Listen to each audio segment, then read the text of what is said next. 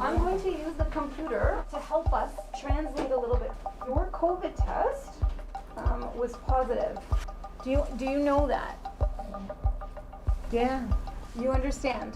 Yeah. Okay. Your headache and your cough? Yeah. So all that is coming from your COVID infection. A doctor breaks the news. This woman has COVID-19. At this point, they don't know how bad the infection will get. This uncertain, frightening moment happens more than 5,000 times a day in this country. Good evening, I'm Adrienne Arsenault. And I'm Andrew Chang. Tonight, we're on the front lines of the second wave. Just your tank is empty, and it's harder this time. We go back inside Toronto's Humber River Hospital to witness moments of despair and hope, and the fight to stay on top of surging infections as the ICUs fill up. So we expect, quite bluntly, the hospitalization numbers to go up. As cases surge in Alberta, CBC News has learned the province is asking Ottawa for field hospitals. Also tonight, the beginning of the end in the UK. It is the protection of vaccines that will ultimately allow us to reclaim our lives. Plus, your questions. What percentage of the population will need to take the vaccine in order for it to be effective? We reconvene our virtual town hall. This is The National. If you can't stop COVID-19 out in the community, you fight it in the hospitals. It comes down to how many sick people you can keep alive at one time. Later tonight, we will go back inside an ICU we visited in the first wave to see the reality now, up close. But first, Alberta's call for help. CBC News has learned the province is turning to Ottawa and the Canadian Red Cross as they confront a crisis in the making. Now, Alberta's epidemic has been a case study in exponential growth.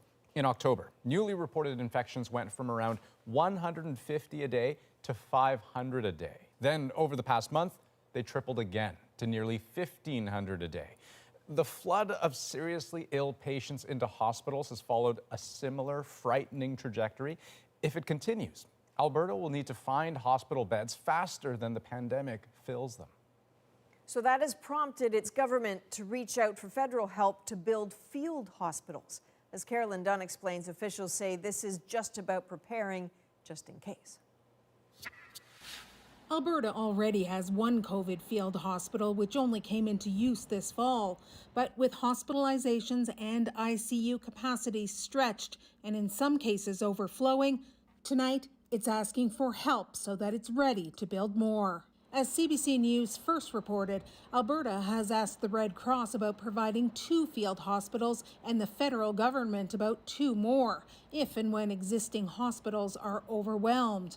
The Premier says it's for contingency planning, not needed immediately. While there are about 16 hospitals under significant stress right now, and a lot of healthcare workers are exhausted, the reality is that we have and can continue to create capacity.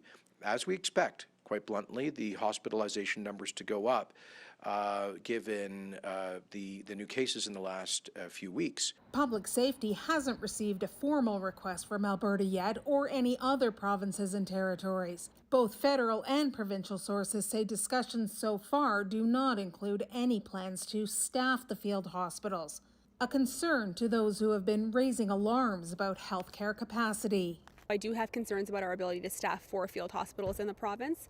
We are already very stretched thin with the staffing we have available for the hospitals that we have right now. There is some flexibility left in the healthcare system by canceling surgeries, for example, and redeploying qualified staff to COVID care.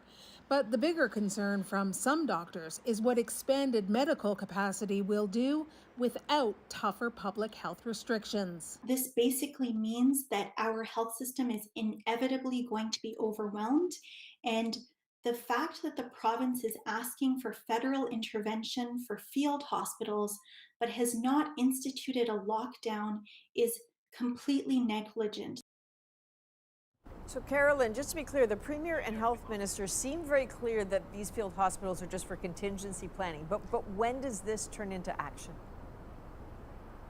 Well, Adrian, so Alberta Health Minister Tyler Shandro is meeting with his federal counterpart tonight, as a matter of fact, trying to hash out what's needed and when. And after that, it's really up to the province to put in a formal request. Now, we don't know when that's going to happen, but what is nearly certain is that the number of ICU admissions and hospitalizations is going to rise in Alberta in the coming days. All right, Carolyn Dunn in Calgary tonight. Thanks, Carolyn. Now, Alberta's surge has British Columbia's top doctor warning against non-essential travel. This includes within BC and between provinces. And we know, if, for example, there's a hockey team in the interior that traveled to Alberta and has come back, and now there are dozens of people who are infected, and it has spread in the community. BC's caseload does continue to grow. The province reported 834 new infections today, with an additional 12 deaths. There's no question that many Ontario hospitals are under stress right now, but to say that they're in crisis is not the case. Alberta is in crisis when you have to have double cohorts in a single intensive care room. That's a crisis. We are not at that stage. Ontario's health minister adamant as the province registers more than 1,700 new cases. 656 people are in hospital due to COVID-19 in Ontario, double the number there last month. Quebec added 1,514 new infections. That's its highest single-day case count since the start of the pandemic. A new crackdown on holiday shoppers will begin on Friday with a limit on store and mall capacity. Officials say overcrowded stores could be shut down, with everyone inside facing thousands of dollars in fines. All of this underlining the urgent need for a vaccine. Right now, the UK has become the first Western country to approve one. Pfizer just got the nod from health officials, but Renee Filipponi tells us being first comes with its own concerns.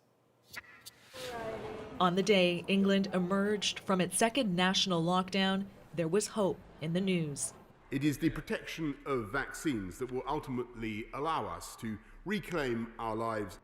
The Pfizer-BioNTech vaccine got the green light from UK regulators, who reviewed clinical trials that showed it was 95% effective.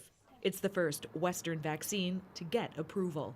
Separate teams have been working in parallel to deliver the most rigorous review of this vaccine. No corners have been cut.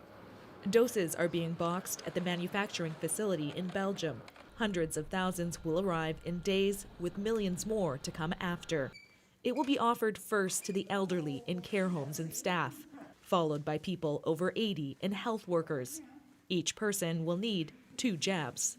This is phase 1 of the program.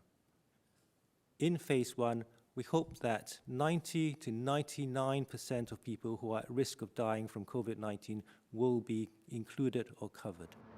But it needs to be stored at minus 70 degrees, which is creating challenges for mass inoculation. The government admits it's still working on solutions. The UK approval has been characterized as hasty by European regulators, who plan to make their decision later this month. And the speed has created some skepticism the government is trying to counter. Today in London, there was guarded optimism. I'd probably let them test it on a few other people first, just to make sure it's safe. I have no qualms whatsoever. I don't see any other scenario for people if we're to return back to a normal circumstance. The government warns a return to normal is many months away. A mass vaccination program will take time, which means there are still some dark months ahead in the fight against COVID. Renee Filipponi, CBC News, London. Now, Canada's health minister responded to the news out of the UK today on Twitter, calling it encouraging. She said Health Canada's review of the Pfizer vaccine should be completed soon, and that making sure a COVID-19 vaccine is safe before approving it is Health Canada's priority. Pfizer's is one of 4 vaccines now in Health Canada's approval pipeline. Those approvals could start coming as early as the end of the month. Now, in the global race for a vaccine, one significant group is being almost completely ignored. Children can't use vaccines developed for adults. Christine Birak tells us why and explores the implications for you when kids are at the back of the line. This is a COVID-19 vaccine trial 16-year-old Caitlin Evans was the first participant in Pfizer's COVID vaccine trial for children. Since early October, others as young as 12 have enrolled. And you're all done. No COVID vaccine can be widely given to kids until it's tested on them. Their immune systems are more active than adults, often prompting stronger reactions. But few companies are currently conducting trials. Moderna just announced it plans to start testing its vaccine doses in children next year.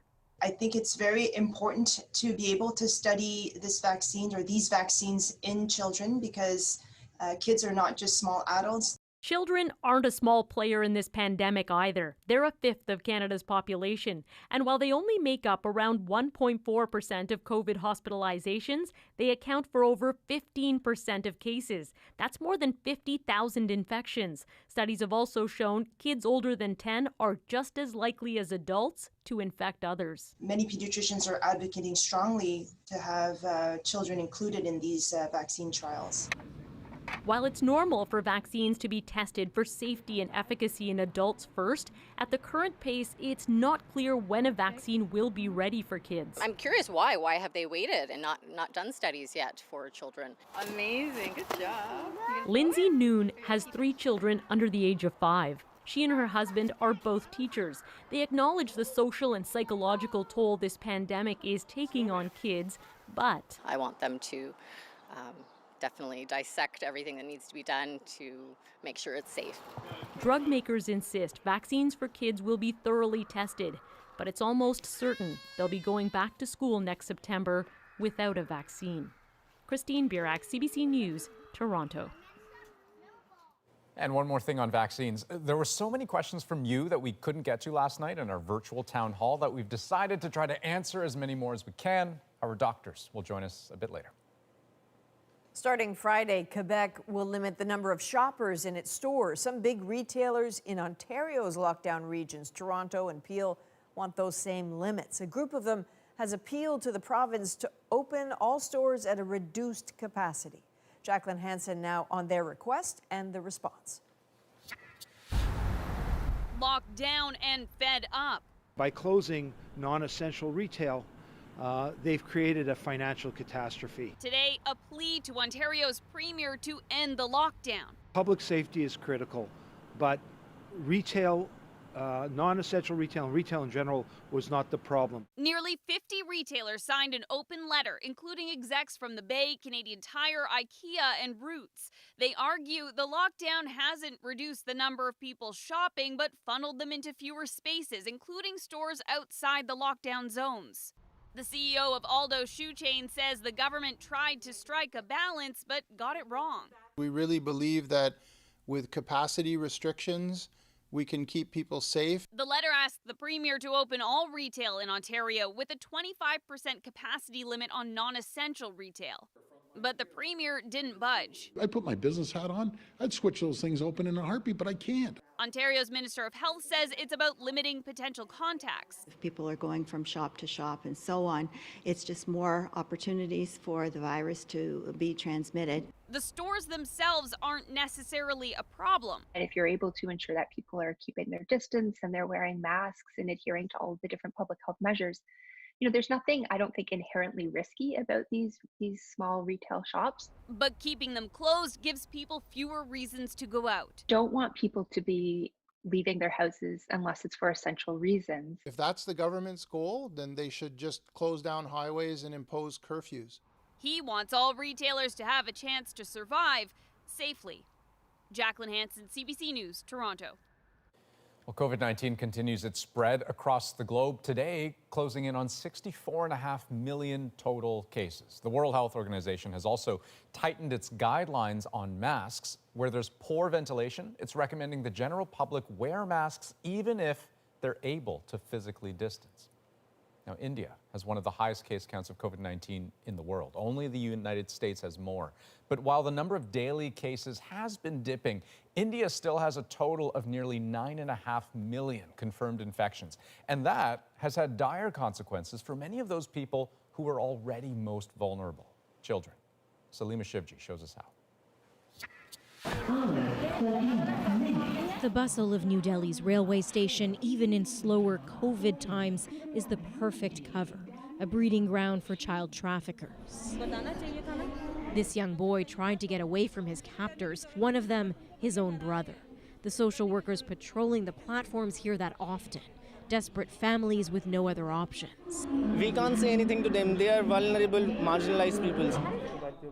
This child helpline is busier these days. COVID-19 has made an already desperate situation much worse. These two boys picked up at the same train station don't want to be here. They feed lie after lie to the counselor trying to help them. Until the bravado breaks. The terror of being sent back home with no money, too much for him. It's a very much probability that they have come for work. Since schools are locked down and nobody is studying. In India, it's illegal for children under 14 to work unless it's in a family business. But that law is powerless to protect so many in this country. Particularly in a pandemic that has wreaked havoc on India. A swift and severe lockdown abruptly shut schools, leaving children with nowhere to go, pushing the poorest and most vulnerable to the edge. Rescue homes like this one try to teach basic skills to children who can't return to their families, anything to help them escape crippling poverty. I prefer to call nowhere children. They are not on the radar. They are not visible. Visible means they are not accounted for. For the parents of these children now in the hands of child welfare authorities, it's also a struggle. Out in the hallway, Poonam tries to catch a glimpse of her 3 older boys, detained while begging on the streets a month ago. The lockdown was the worst time she's ever been through, she says. Her husband, an addict, had already left the family. They were all starving, living on less than 3 cents a day. She gets only a few short minutes with her sons at a distance, but that's enough. She doesn't want them back. Convinced this is the only hope they have of surviving. Salima Shivji, CBC News, Delhi. And the streets of Delhi have been taken over by tens of thousands of protesters over the last week. Farmers livid with new laws they say will make it easier for companies to exploit millions of agricultural workers. They've been met with police blockades and some violence. Greg Rasmussen shows us they have support from Canada.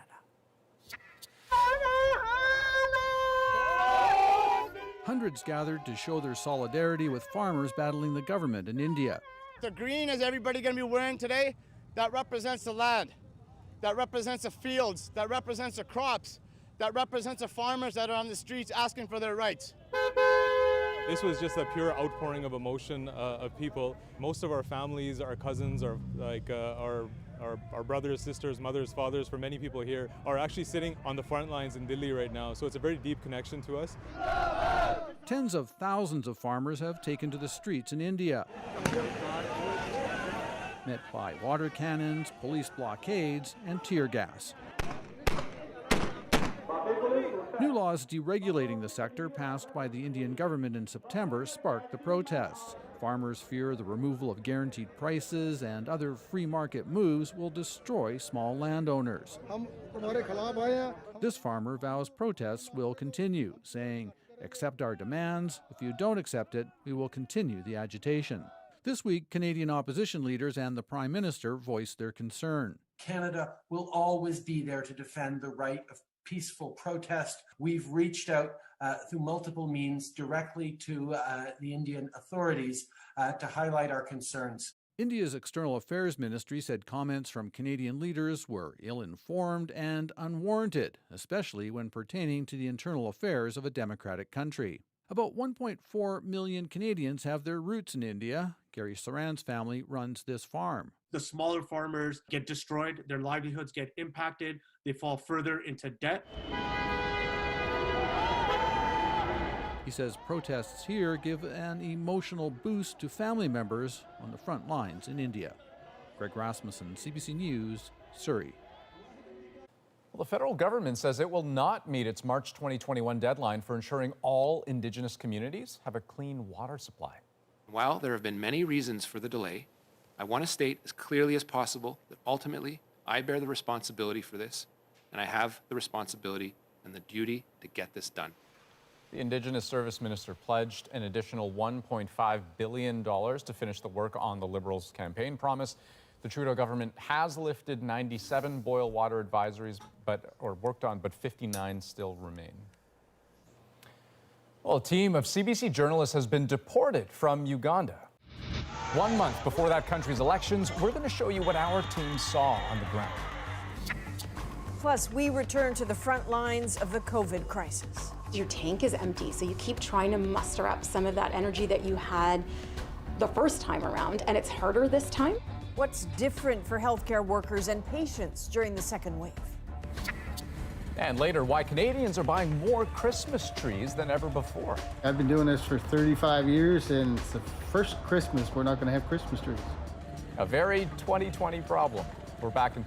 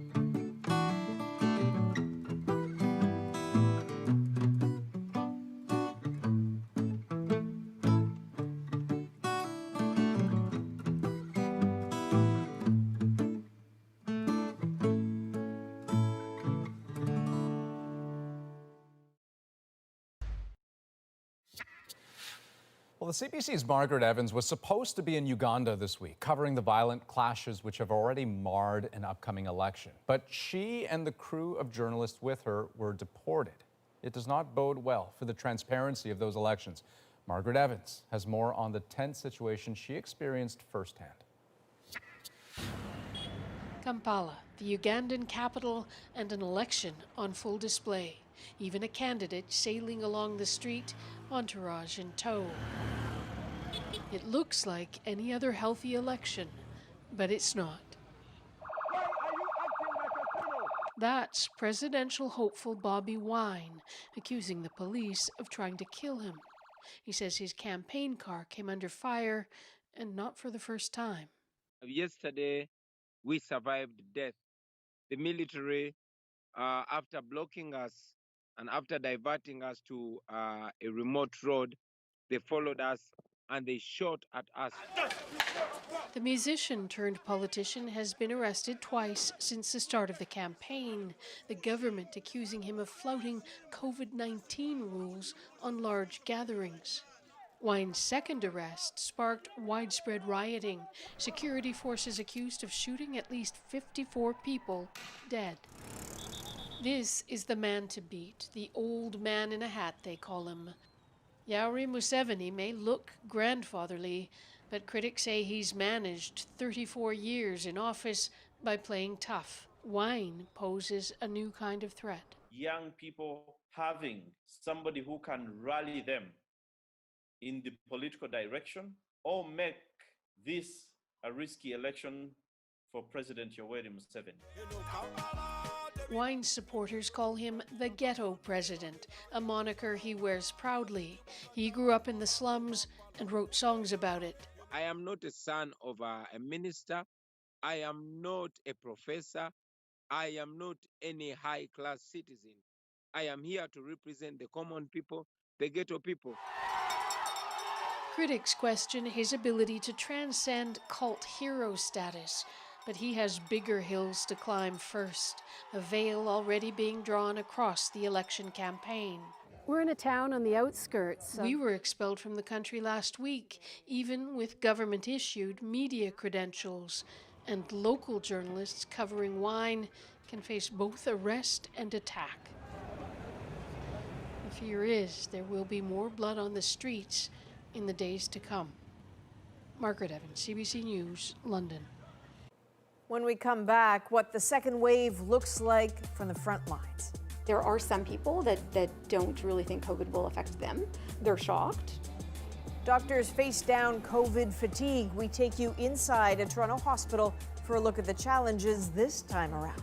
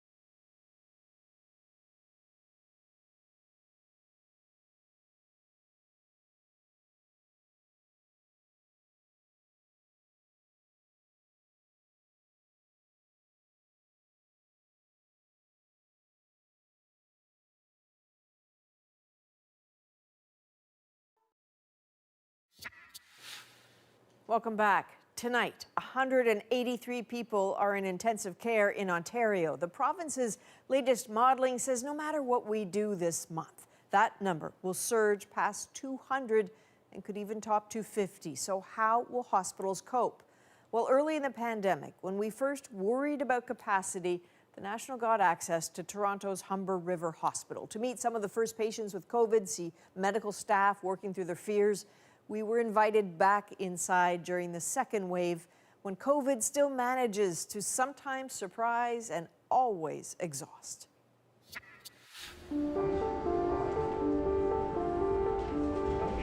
It's now full. Technically, the ICU at Humber River is over capacity. Younger, sicker, and just more patients than they've seen before, but they're making do. No more panic over supplies of PPE, they have it. And for some of the sickest, there are now options. Steroids, newly approved remdesivir, The 60-year-old man on a ventilator needs all of it. He rapidly declined within a couple of days of coming into hospital and went from needing high flow oxygen to within 12 hours needing to be intubated and ventilated. So he was quite sick, and he doesn't have any other medical histories that we're aware of. To give his lungs a chance, they turn him onto his stomach to help distribute oxygen. They're doing this more often now. COVID's teachings are daily. Now the hospital's ER lead on the COVID response, Dr. Tasleen Nimji, was at the sharpest end of the crisis in the first wave. Does this make you nervous, this moment? Yeah, it's a very stressful moment. I'd be lying if I said I wasn't nervous. Then, when we first watched her, COVID was new, a bit mysterious, so fear raged.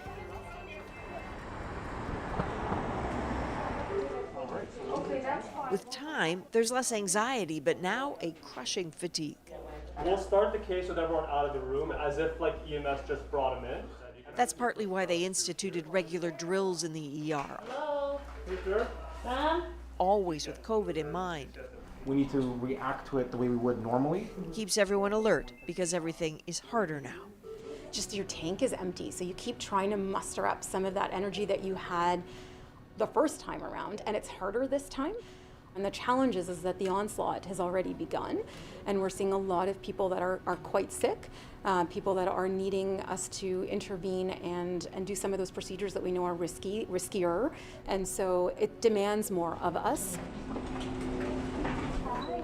This day, Dr. Nimji gets called to see a woman who might not understand she has the virus. So do you understand that you have COVID? I don't know. No, not yet. Okay, now. I'm going to use the computer to help us translate a little bit. Your COVID test was positive. Do you know that? Yeah. You understand? Yeah. Okay. Your headache and your cough? Yeah. So all that is coming from your COVID infection. The language barrier is a problem and not the only one. Can you tell me right now about your living situation? I single, okay. Okay. Do you have a place to live? Sleep? Yeah. Sometimes sleep, sometimes no sleep. I don't know. You need help to have a place to live, is that right? Yeah. This woman doesn't want her identity revealed, is afraid of being shunned for being sick. It seems she had to leave the home where she was staying when she became symptomatic. Yeah, now I see now I don't know where to go, where, I don't know. You don't know where to go? Yeah, I'm tired, yeah. Yeah, very tired. Yeah. Okay. Beyond treating her, Dr. Nimji now has to help find her a shelter hotel where she can isolate and recover safely. No money. Right, no money. You don't have to pay so that you can stay somewhere safe. Yeah. You can sleep there, and there is a doctor there. Yeah, okay, thank you. Okay? Yeah. Okay. Yeah, thank you very much. You're welcome. You're welcome. She leaves her to sleep with fluids and something for her fever. As much as the whole world is talking about COVID, curiously, they see a lot of denial in their patients. There are some people that don't really think COVID will affect them. They're shocked. Some of them still kind of in disbelief. Some of them still not really understanding what the implications are to those that were exposed to them during that time period that they were symptomatic. As COVID courses through communities, it doesn't spare the hospital. So staff in the hospital are sick with COVID? There are staff in the hospital, in every hospital, that have COVID. And so that means they can't work, of course, right? And so that's a huge issue for us, is that you might have a bed, but that bed has to be staffed. They're trying to show up to keep spirits up. Sometimes the patient's stories help. His does. Gilbert Ramos, an airport worker in his 40s, healthy until he wasn't. Those tubes in his neck, part of his now daily dialysis. Sitting there, you wouldn't know COVID nearly killed him. It all started with feeling off one day. I called my manager not to come, but I don't tell them that I'm not feeling well or sick, because, you know, if they know that you're sick or like that, then they think that you have the COVID-19. So, were you afraid that you'd lose your job, or? Yes, of course, because that's the only thing that my financial source. Days later, short of breath, he and his wife came to the hospital. Almost immediately, he started vomiting blood. Well, you must have been terrified to vomit blood. Yes. So all the nurses, just like they're all terrified, they are nervous, they are screaming because it's just like I'm vomiting blood already. So that is the last time I remember. He doesn't remember being transferred to another hospital to be put on life support, a serious step above ventilation, a last resort, really. He vaguely remembers being back in Humber's ICU, but he definitely remembers the hallucinations. There's some people around me that this wants to get me. Really? Yes. And And so- then, but I'm still like, feel like, no, I can do it. Because there's two things that came to my mind, to fight or to give up. But I realized I have family that is waiting for me. That's why I have to fight. But was it close to give up? Like, were you close to Yes, saying? I already think about it. It's just like I'm tired already. I'm tired. No more. It's okay. Yes. He is recovering, but like a lot of younger patients, COVID ravaged his kidneys. He now fears being shamed for having it. So it's really, really hard for me. So the adjustment now for me is how to adjust to deal with people. You think 'Cause people will be afraid of you or treat you differently? That's gonna be my worries, yeah. Okay, but you're at emergency. Back in the ER, a bit of good news for the older woman. The hospital has found her a shelter hotel to stay with a doctor on site. Feeling okay? Yeah. Okay. You don't need any pill, okay? Yeah.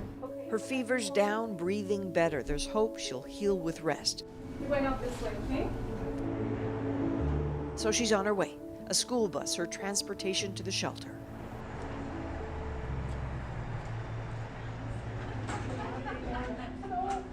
They're all trying hard to be hopeful and energetic. It's tough, which is why when there's a hint of something amazing, they're all in.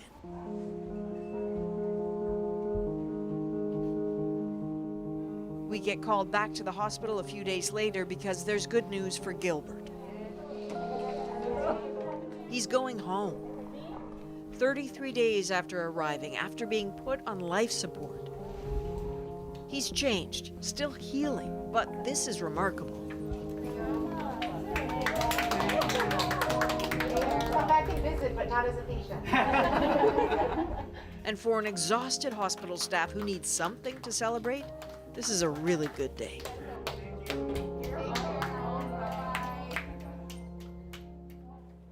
And so in case you were curious about the older woman, we've checked in. They were worried that she'd have to go back to the hospital, that maybe her symptoms would get worse, but she's okay. She's recovering well, and she's still at that shelter hotel. That's good news. Okay, up next, we're going to put more of your questions on the COVID-19 vaccine to our doctors, including this one.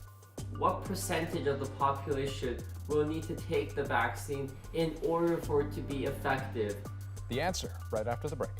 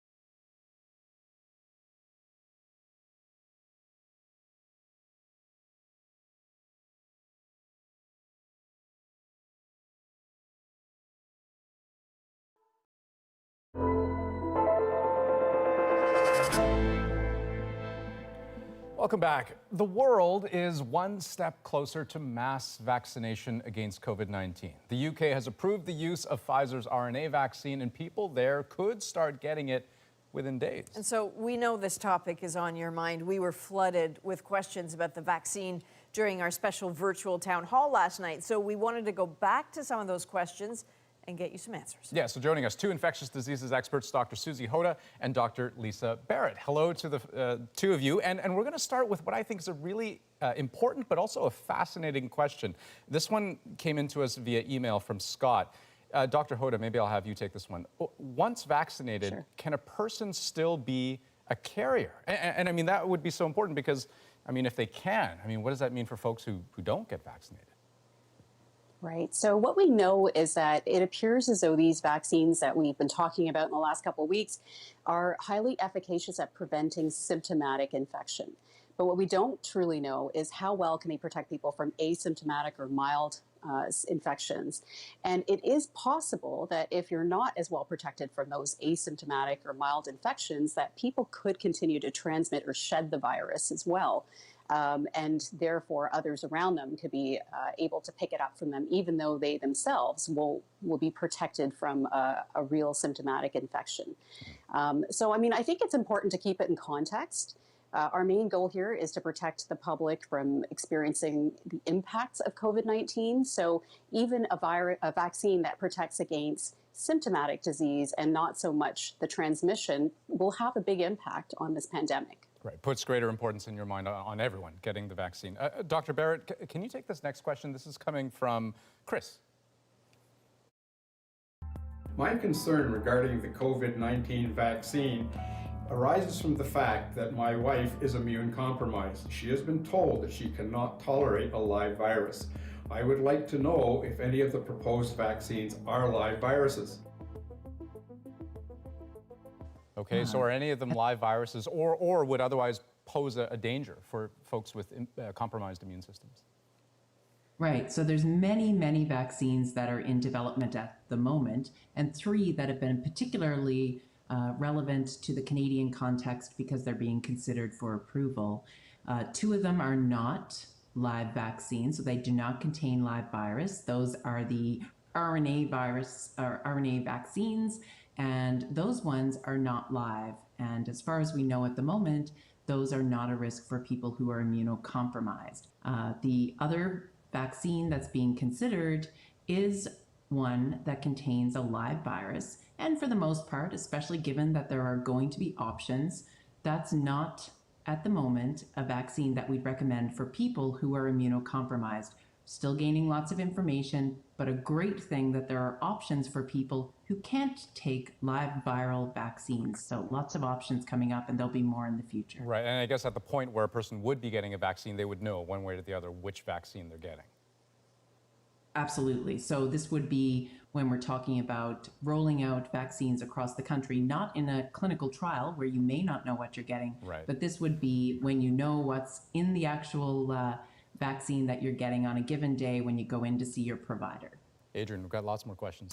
Tons more questions. There's a lot of anxiety at the basis of them, but a lot of engagement. We're hearing from a lot of kids, and thanks to the Kids of Canada for sending in questions. Here's one for you, Dr. Barrett from Arif. Will Canadians be forced to get the vaccine? What we know about vaccines in Canada is that we give people choices. We like to put out good information for folks about the benefits, and if there are any, some questions and concerns about vaccines. We don't have any questions or concerns at the moment, and if these get approved, we would highly recommend that people get the vaccine, but we don't make it so that you have to get it. There are certainly populations of folks where we strongly suggest it in long-term care, people who are healthcare workers, or for folks who are in schools and other living situations where you're close to other people, as well as the general public. So great question, but in Canada, we definitely give you choices. We just hope you make some really informed and good ones. Well, smart kids like Arif will do just that. So here's another one for you, Dr. Hoda. This is from Carl. Given that we know the vaccine will be delivered next year, my question is, what percentage of the population will need to take the vaccine in order for it to be effective? And will there be additional booster shots required in future years? So Dr. Hoda, again, additional booster shots in future years? Good question. The overall bottom line is the more the better. So whether you're talking about reducing transmission risk at a big public sort of population level, or about the concept of the more people get immunized, the more individual protection there is for all, the more the better. So we would highly recommend that everyone get it. In terms of how long your immunity would last, we don't know yet. There's still a lot to learn about these vaccines coming out, and whether you're going to need booster shots, and if that's going to be something that might vary depending on age or other sort of health conditions that might mean that it won't last as long. Okay, good answer. Thanks very much. Doctors, I love that you allow us to tap into your expertise. So thank you so much to Dr. Susie Hoda and Dr. Lisa Barrett. Okay, and you can keep sending us your questions. We will keep tracking down some answers. Email covid@cbc.ca. And after the break, Christmas tree sales are booming. We look at why. But first, we've been asking you to share your stories of hope this year. We call it Take That 2020. And here's one you sent in about what one Ontario business decided to do with its own Christmas trees. Canadian Tire was going to donate a 2-foot tree for every resident of the home. I would like to say, from the bottom of my heart, thank you so much, because it means the world to my mother. Her world is so small. And to have something like this and to see that smile that I don't see too often is amazing. Canadian Tire gave 100 trees to the home, which meant each resident got one. If you see a story you think the rest of Canada should know about, let us know. Message us on Instagram or email thenational@cbc.ca. We'll be right back.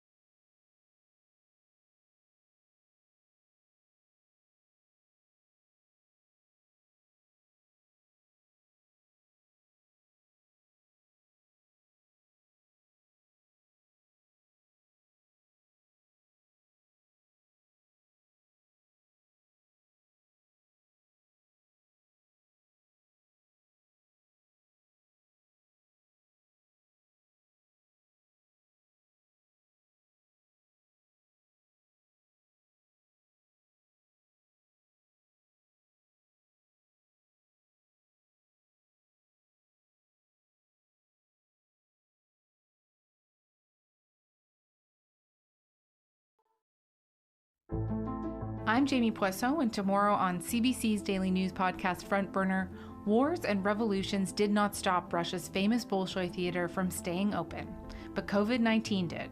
We get a behind-the-scenes look at its reopening. Subscribe wherever you get your podcasts.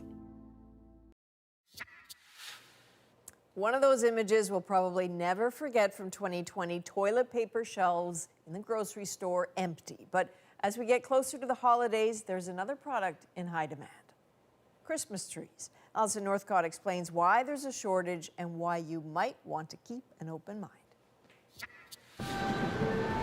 December has barely begun, but already Christmas tree sales at this market are soaring. This is a record year for us right now. Giancarlo Bono says demand is so overwhelming they could sell out. People, they need the joy. They need to get out of the house. They need to celebrate. I think there's a lot of people going through a hard time this year. The Canadian Christmas Tree Growers Association says demand is up 25% across the country as many plan their stay-at-home holidays. It's my first time living away from my parents, so having a tree is very important because it just reminds me of home. There's a lot of people not traveling, so they're here for Christmas and they're going to be buying Christmas trees. This year it seems to be more meaningful than ever. I mean, I think we need that. We need the joy that it brings. Canada exports more than 2 million Christmas trees a year, mostly to the U.S. And growers say with production there down, demand for Canadian trees is up. The shortage is linked in part to the economic crisis in 2008 that prompted some producers to plant fewer trees that would have been ready to sell today. So that's what we're seeing today is those trees that we're not planting back in the days are now being represented today in the market. In Nova Scotia, some growers can't keep up. We're maxed over what we can supply, and that's been a change this year. We've been unable to fill requests. And one retailer says he can't find any to sell. I couldn't believe it. It's the first time, I've been doing this for 35 years, and it's the first Christmas we're not going to have Christmas trees. Still, growers say there are enough trees for their Canadian customers, but say people may need to choose a different variety this year and go a little further afield to find it. Alison Northcott, CBC News, Montreal. Okay, when we come back, what one boy in Edmonton has been cooking up during the pandemic and how his winning chicken recipe came to be. It's next in our moment.